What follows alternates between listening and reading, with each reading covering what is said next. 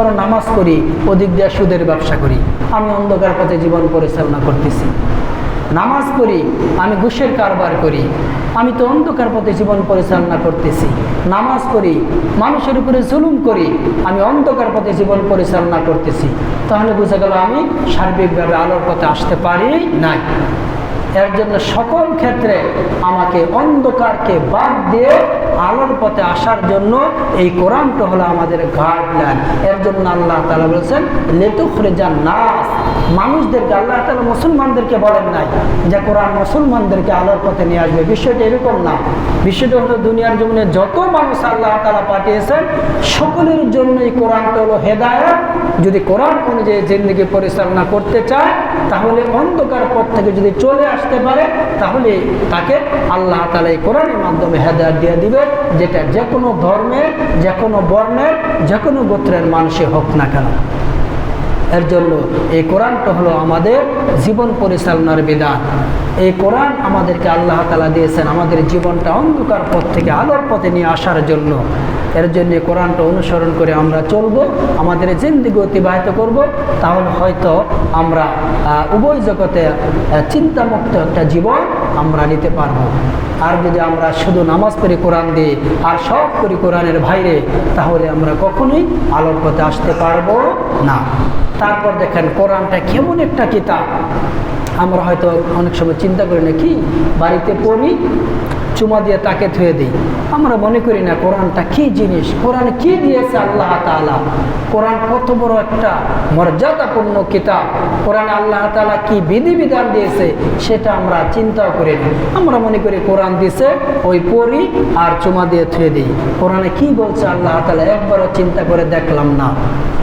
অথচ আল্লাহ তাআলা কি বলতেছেন দেখেন, আল্লাহ তাআলা বলতেছেন لو أنزلنا هذا القرآن على جبل لرأيته خاشعا متصدعا من خشية الله وتلك الأمثال نضربها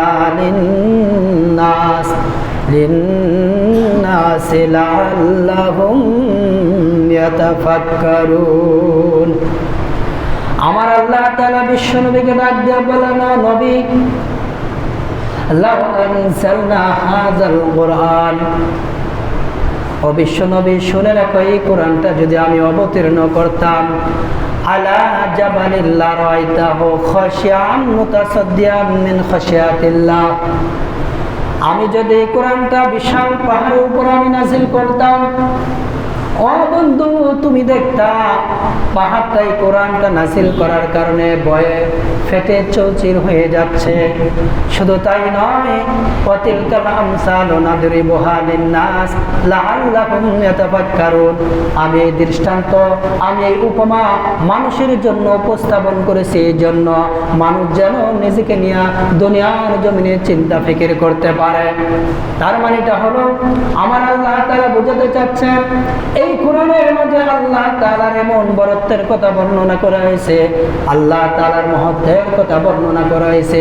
এই কোরআনটা যাদের উপরে নাযিল করা হবে, এই কোরআনের দায়িত্ব এবং জবাবদিহি, তাদের জবাবদিহির বিষয়টা কোরআনের মাঝে যেভাবে স্পষ্টভাবে বর্ণনা করা হয়েছে, পাহাড়ের মতন বিশাল সৃষ্টিও যদি তা উপলব্ধি করতে পারত। কেমন মহাপরাক্রমশালী সর্বময় ক্ষমতার অধিকারী আল্লাহ তাআলার সামনে আমাদের জীবনের সকল কৃতকর্মের জবাবদিহির হিসাব দিতে হবে, এটা যদি পাহাড়ের মতন বিশাল সৃষ্টিও বুঝতে পারত। আল্লাহ তাআলা বলেন এই জবাবদিহি বোঝার কারণে পাহাড়ের মতন বিশাল সৃষ্টিও ভেঙে চুরে মাটির সাথে খান খান হয়ে যেত। অথচ সেই কোরআনটা মানুষের উপর আল্লাহ তাআলা নাযিল করেছেন, এমন বিশাল দায়িত্ব আল্লাহ তাআলা মানুষের উপরে দিয়েছেন।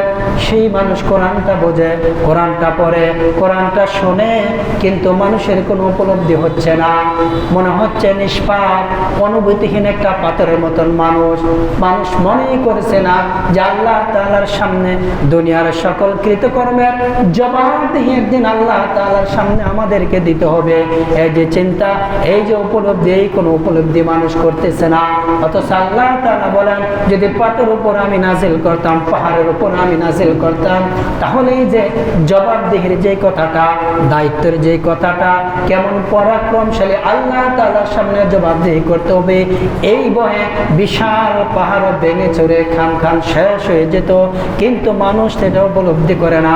আমার আল্লাহ তাআলা বলেন এই দৃষ্টান্তগুলো আমি এই কারণে মানুষের সামনে উপস্থাপন করেছি, যাতে করে মানুষ চিন্তা ফিকির করে দুনিয়ার জিন্দেগি তারা অতিবাহিত করতে পারে। এটা হলো সেই কোরআন।